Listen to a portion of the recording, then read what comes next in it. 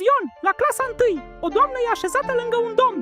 La un moment dat, ea începe să strănute și de fiecare dată începe să tremure din toată ființa ei, după care își șterge delicat nasul.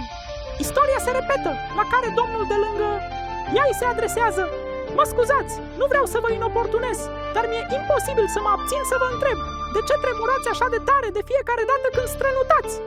Pentru că sufăr de o boală foarte rară. De fiecare dată când strănut, am un orgasm. La care domnul, un pic jenat că nu a mai auzit de asemenea boală, o întreabă grijuliu: și luați ceva? Da, piper!